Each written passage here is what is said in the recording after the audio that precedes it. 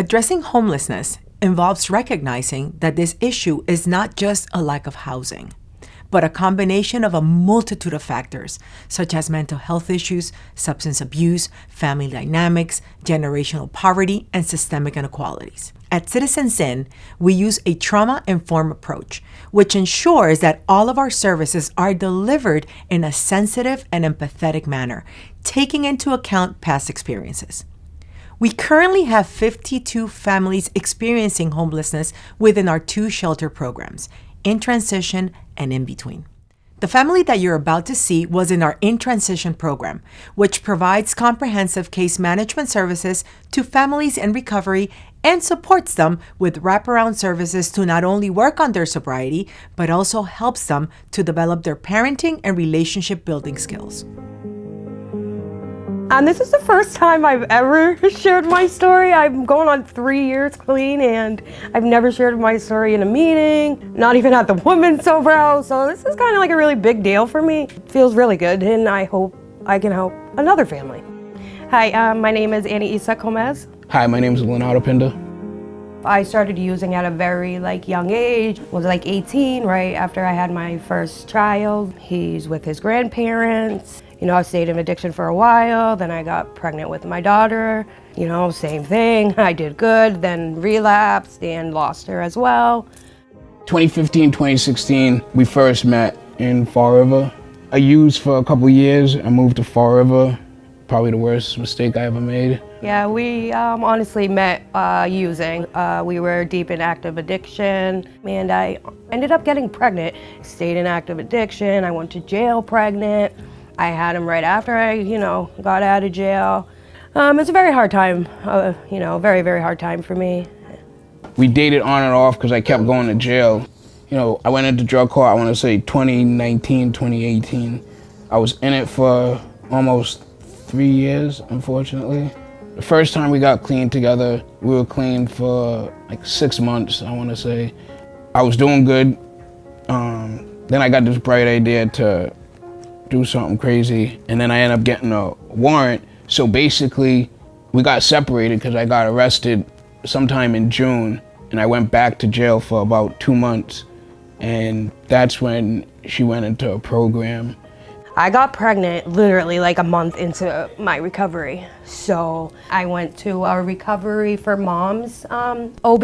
The goal was for us to stay together as a family, and my caseworker there brought up Citizens. I'm very grateful for Citizen because we got to stay together as a family. I was very nervous because I have 3 other children and I do not have custody of them, that I did not want to lose him. That was my biggest fear. I did everything I had to, in order to make sure he stayed with us. I like it when you tickle me. There's plenty of resources at Citizens, Moms Do Care, they're amazing. They helped me a lot, and they still do to this day help me a lot. Even his early intervention, they check up on us.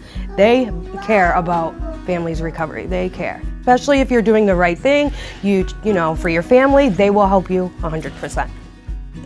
They're trying to give you life skills so you can live comfortably and you have all the skills to live without being in a program, without all the structure. The day we left the shelter, when we moved into our apartment, it was the most happiest time of my life, honestly.